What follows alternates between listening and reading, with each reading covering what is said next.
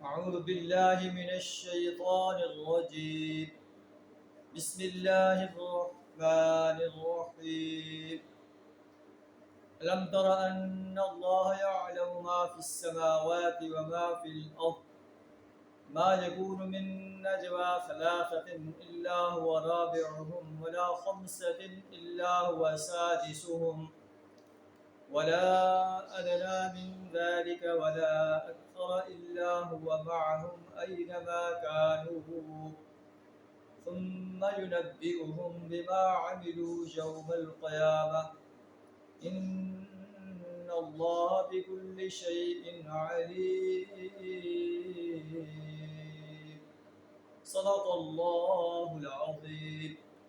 سورہ المجادلہ آیت نمبر 7 آپ کے سامنے تلاوت کی. اس آیت کے اندر اور اس پورے رکوع کے اندر جو ہے مجلسی آداب کے بارے میں رہنمائی دی گئی. اللہ تعالیٰ فرما رہا ہے کہ الم تر ان اللہ یعلم ما فی السماوات و ما فی الارض، کیا تم کو خبر نہیں کہ زمین و آسمان کی ہر چیز کا اللہ کو علم. ما یکون من نجوى ثلاثة الا هو رابعهم، کبھی ایسا نہیں ہوتا کہ 3 آدمیوں میں کوئی سرگوشی ہو اور ان کے درمیان چوتھا اللہ نہ ہو. 5 کے درمیان سرگوشی ہو اور چھٹا اللہ نہ ہو، اس سے کم یا اس سے زیادہ. الا هو معهم اینما كانوا، اللہ ان کے ساتھ ہوتا ہے وہ جہاں بھی ہوتے ہیں. یعنی اللہ کی قدرت جو ہے ہر وقت انہیں آبزرو کر رہی ہے، اللہ کی ذات انہیں ہر وقت آبزرو کر رہی ہے، وہ جہاں بھی ہیں، جو کچھ کام کر رہے ہیں، جو سرگوشی کر رہے ہیں. ثم ينبئهم بما عملوا يوم القیامہ، پھر قیامت کے روز اللہ انہیں بتائے گا کہ وہ کیا عمل کرتے رہے. ان اللہ بكل شیء علیم، اللہ ہر چیز کا جاننے والا ہے. انسان آپس میں سرگوشی کر کر دوسرے انسانوں سے چھپا سکتا ہے، رحمان سے نہیں چھپا سکتا، رحمان سے نہیں چھپا سکتا. الم تر الی الذین نہوا عن النجوى، کیا انہیں یہ دیکھا نہیں ہے انہیں سرگوشیوں سے روکا گیا تھا. ثم یعودون لما قالوا، پھر وہی حرکت کر رہے ہیں جن سے انہیں منع کیا گیا. یہ منافقین کی طرف اشارہ ہے کہ منافقین آپس میں سرگوشیاں کرتے تھے اور مسلمان جو ہے انہیں تکلیف پہنچی تو انہیں کیا سرگوشیاں کر رہے ہیں. اس وقت مدینہ پر ہر وقت کسی نہ کسی قبیلے کا حملہ آور ہونے کا خطرہ تھا، تو یہ سرگوشیاں اہل ایمان کو تکلیف دیں. اللہ فرماتا ہے وَيَتَنَاجَوْنَ بِالْإِثْمِ وَالْعُدْوَانِ وَمَعْصِيَتِ الرَّسُولِ، اور یہ چھپ چھپ کر آپس میں گناہ کی، زیادتی کی، رسول صلی اللہ علیہ وسلم کی نافرمانی کی سرگوشیاں کرتے ہیں.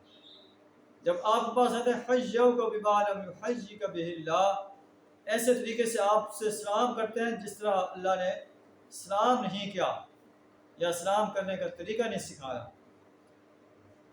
وَيَقُولُونَ فِي أَنفُسِهِمْ لَوْلَا يُعَذِّبُنَا اللَّهُ بِمَا نَقُولُ، اور کہتے ہیں اپنے دلوں میں کہ جو کچھ ہم کہتے ہیں اللہ ہمیں عذاب کیوں نہیں دیتا. حَسْبُهُمْ جَهَنَّمْ، اللہ ہمارے لیے جہنم کافی ہے جس میں داخل ہوں گے. وَبِئْسَ الْمَصِيرُ، اور وہ بہت برا ٹھکانہ ہے. نبی صلی اللہ علیہ وسلم کے مجلس میں آتے تھے تو آپ کہتے ہیں السلام علیکم، آپ پر موت ہو. یعنی اپنا نام کہتے ہیں اسلام کا، لیکن کہتے تھے السلام علیکم، آپ پر موت ہو. تو نبی صلی اللہ علیہ وسلم بھی جواب میں انہیں کہتے ہیں وعلیکم یا وعلیکم. یا ایھا الذین آمنوا اذا تناجیتم فلا تتناجوا بالاثم والعدوان ومعصیۃ الرسول، اے ایمان کا دعویٰ کرنے والے انسانوں، جب تم آپس میں سرگوشی کرو تو گناہ کی، زیادتی کی، رسول صلی اللہ علیہ وسلم کی نافرمانی کی سرگوشی نہ کرو، بلکہ وتناجوا بالبر والتقوی، ایسی سرگوشی کرو جو نیکی کے بارے میں ہو، تقوی کے بارے میں ہو. واتقوا اللہ، اس اللہ سے ڈرو، اس اللہ کے غضب سے ڈرو. اگر تم اللہ کے اس آرڈر کی یا کسی آرڈر کی نافرمانی کرو گے، اس اللہ سے ڈرو جس کی طرف تم جمع کیے جاؤ. انما النجوى من الشیطان، کانا پھوسی کرنا شیطانی کام ہے.